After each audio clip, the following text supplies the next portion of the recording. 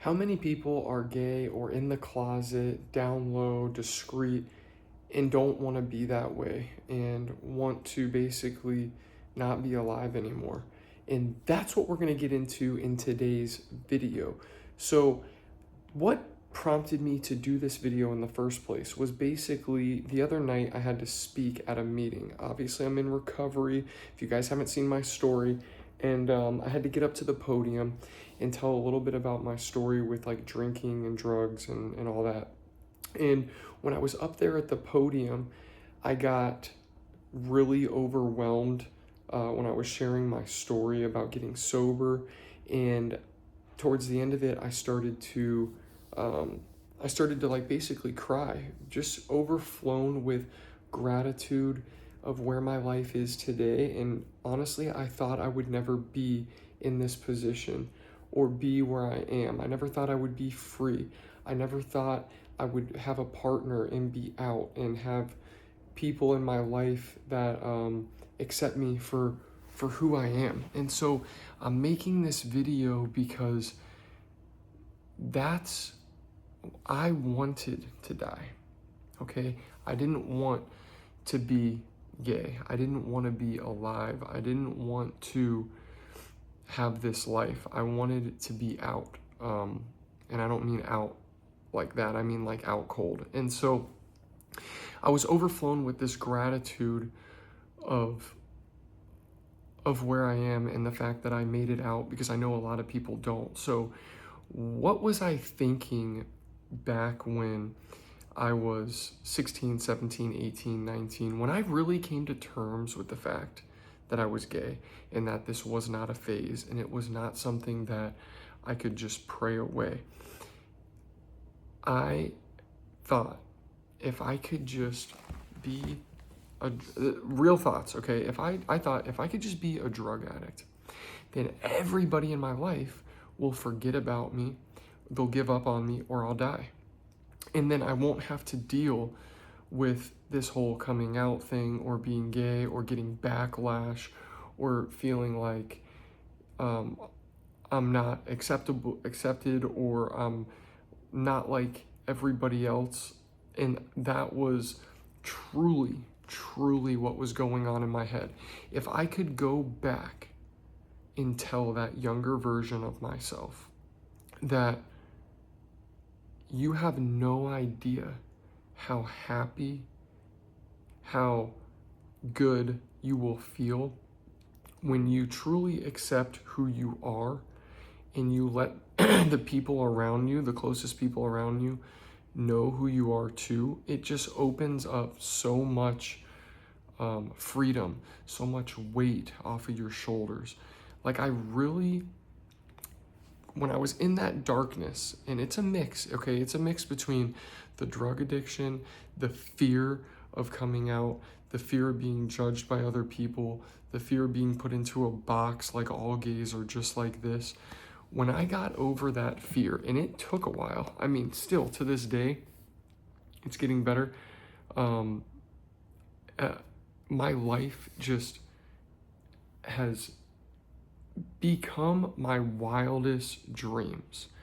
And this is something, when I was in that dark spot and I was strung out on the drugs and I thought I would never get there and I just wanted to die, I didn't think was even possible. Like, I didn't know anybody in my life that was gay or was like me whatsoever. And so I didn't think it was even a possibility. I just thought that I would live this vicious cycle like this hamster on a wheel, doing the same thing over and over and over again. And that I would one day just do too many drugs and die, or people would completely forget about me and then I could live my life. But talking to my younger self, like right now, if I could go back 7 years, right, and just talk to that kid, I would basically tell him, like, Nick, you will have an amazing life. You will have peace one day. You will be comfortable being you. You will be comfortable sharing your life and your story to help others on a YouTube channel. and share your experience with hopes that you can help somebody that can relate to this. And like, the fact of even doing that, like me making these videos, that's truly why I started making the videos. And it's also fun and it's creative, but the fact that I'm sharing my life with strangers that I have no idea who they are, I would have never even thought in a million years that I would be doing that. I would also tell the younger me that you will find love. You will find friends that accept you for you. You will have friends that accept you for who you are, and you will make new friends that understand exactly what you are going through. I would also tell the younger me that it's not going to be easy, but you don't need drugs or alcohol to do it. I would also tell the younger me that it takes effort that you have to put in to make these relationships. I would also tell the younger me that everything is going to be okay.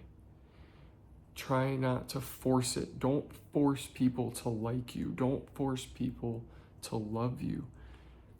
Be who you are, and the right people will come into your life when they're supposed to.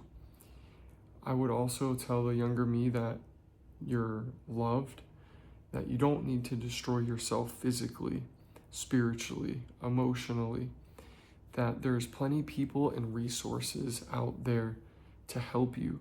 There's tons of videos online, there's YouTubers, there's platforms, there's different nonprofits to help people that are struggling with this.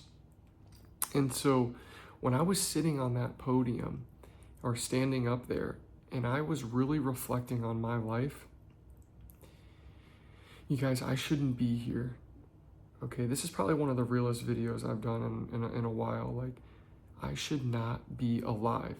I should not be here to tell you this. The stuff that I have done, driving my car into Alligator Alley at 85 miles an hour, sinking it, windows, car filling up with water, not able to get out, driving another car into the swamp, the relapses, the opiates, the heroin, the fentanyl, the freaking cocaine, the IV drug use. Like, honest to God, I should not be alive. And all those emotions just hit me when I was at the podium, and I started crying, and I had to like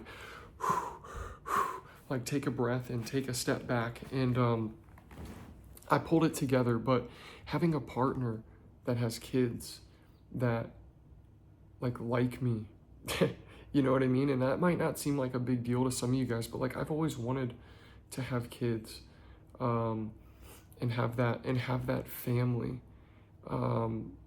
It means the world to me. Having someone that actually like really cares for you and wants the best for you, it's a beautiful feeling. Having peace and not this constant anxiety that's just flowing through you 24/7, being somebody you're not, but the fact of like being free, I have not felt that ever since I was 5 or 6 and my parents got a divorce and I didn't know what was going on, or nothing was stable, and then dealing with the sexuality and then falling into the drugs and that whole world. I haven't had peace or stability since I can remember being a kid, and I finally have a glimpse of that this past year and a half, and it's amazing. Like, is this what normal people, so-called normal people, nobody's normal, but what people that grew up in healthy relationships with family members and like accepting themselves feel like all the time? Because I didn't have that. And so maybe this video is kind of stupid to some of you, or it doesn't mean anything. But for me, I'm grateful. I really am. I'm grateful for my family. I'm grateful for my partner. I'm grateful for being sober, being alive, having a job, all these things that I thought I would never have. And I just want to say I love you guys. Thank you so much for following. We're going to do a lot of videos in the future. My hand's like shaking. I'm just holding the camera now, but I love you all so much. Thank you, thank you, thank you. I'm going to do my best to help and spread the message and give back as much as I can. Hope you guys are having a great New Year's. I love you all. And whatever you're going through, you can do it. If you see darkness and you feel like you can't see the light, keep going, reach out. It will get better. Love you guys. Peace.